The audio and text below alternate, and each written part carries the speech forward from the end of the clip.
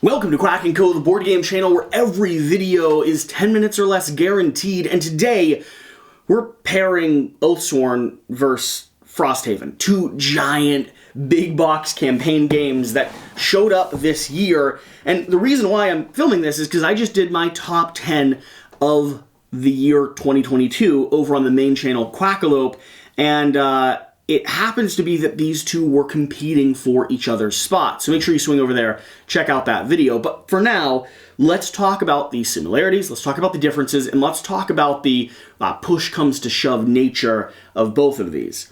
And by the way, this is going up on our Thirsty Thursdays day. This is just a conversation between two incredible games. They were both competing for the same spot in my top 10 of the year. So keep that in mind as I layer some criticism and analysis between the two. I do think it's an important conversation to have, though, because both of these are lifestyle or life-centric style games. And so there's a chance you could play through both of them.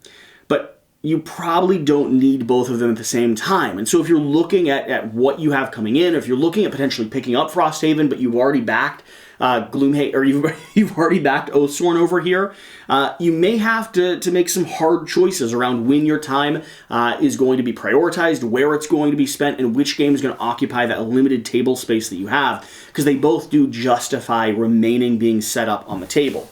So, Oathsworn. Oathsworn is a boss battler. It's a boss battler with some narrative choice throughout the way. You're going to be exploring through a city and then diving into some big showdown.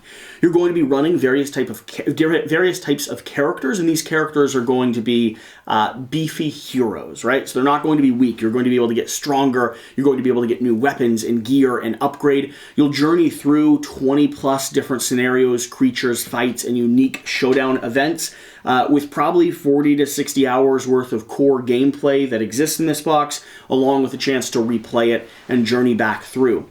You can play in extra hard mode, where if you lose characters and you have to continue trying or cycling through, and it does have punishment. It can be very brutal if you take damage or if you're playing in some of the more difficult levels. Honestly, even on normal, I have lost multiple scenarios already.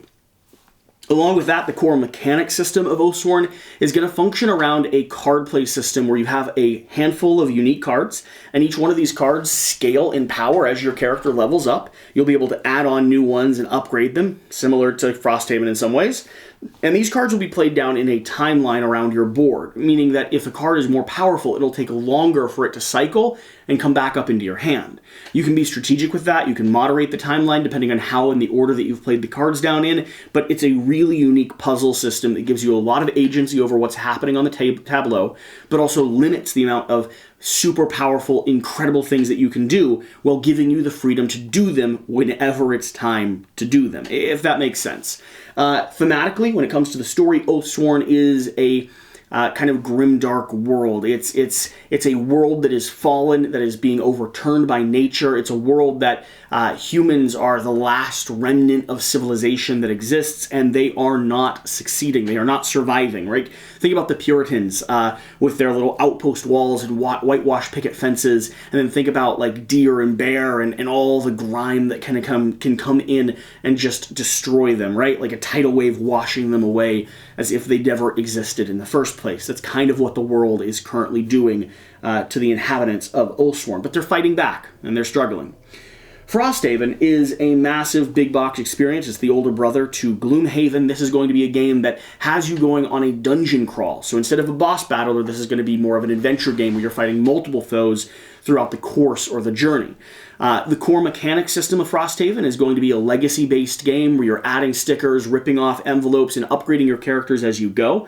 And it's going to be focused on potentially retiring your characters. Now, your characters are kind of average citizens, but they get much more powerful as the story continues. And similar to Oathsworn, you're going to have a handful of powerful cards that you upgrade throughout the course of play. These cards are going to have two actions, one on the top and one on the bottom, and you'll play two of those cards every round. choosing to take a top action and a bottom action of the two conflicting cards, giving you a lot of agency and a lot of choice, giving you the opportunity to do super powerful things when the time comes, but also running the risk of exhausting your hand being the exhaustion of your character. Your life is dependent upon the cards that you're playing. So if you play very powerful cards, you might be costing yourself the entire game because you won't have the energy to continue carrying forward. It's an incredible game and probably has hundreds of hours potentially of play inside this box, especially if you try to explore everything or you try to go through multiple different scenarios and multiple different campaign pathways. Both these games are incredible. But where does the decision point come down between the two of them? Well, one of the core decision points you have to make is, do you enjoy a boss battler or a dungeon crawl more? Do you want to be exploring down cavernous hallways from scenario to scenario? Do you want to be setting up tiles on the board and fighting a lot of minions with some big boss fights happening between every 3 to 5 chapters? Or are you more invested or more interested in a game that's pairing you up against one giant menacing foe, where you feel like you're taking down the king every single time you step up to play? Along with that, do you like miniatures or do you like standees? Oathsworn here does have both options, but really the best option that most people are getting will be the miniature one, which is full of amazing sculpted characters. And if you like painting or you like putting the pieces together or upgrading your characters, Oathsworn presents that in the best way possible. Whereas Frosthaven here, Frosthaven is sort of a standee-based game. Now, they do have miniatures and a miniature line coming up this next year, but I wouldn't count on that being into your hands anytime soon. And so Frosthaven is going to be a lot of tiles, a lot of chits, a lot of miniatures, a lot of token standees, a lot of stuff to organize, a lot of upkeep. So those are two of the big decision factors. Both of these games could probably justify staying on the table permanently. Both of them will take some time to break down, tear down, and set up. I do have to be honest, I think Oathsworn sets up cleaner and tucks away cleaner than Frosthaven does. Frosthaven will require your own unique storage solution, where Oathsworn doesn't. I think everything that comes in the box provides you with a better, more accessible gameplay experience than Frosthaven does. However, Oathsworn also takes up a lot more space, especially if you have the miniatures edition of the game. You're going to be filling about 2 calyxes worth of boxes, whereas Frosthaven will be a calyx into itself, but that is just that one single box. Now, when it comes to player counts and playing with multiple people, I think both these games function best at 2 players. You can certainly run them solo. There are modified rules and ways that you can approach it, but you'll typically be double-handed if you do that, meaning you're playing 2 characters. For higher player counts, I think I would prefer to play Frosthaven over Oathsworn. And the reason being is there's a little bit less AP with Frosthaven. It's a little bit more of a accessible, approachable game, in my opinion. The upgrading and the building the board feels really good, and it's incentivized or built around the idea of retiring characters. So having characters complete their personal objectives, which if you're playing with more people, it's designed to do that. Frosthaven is really designed to be a 4-player game, even though I think it bogs itself down a little bit.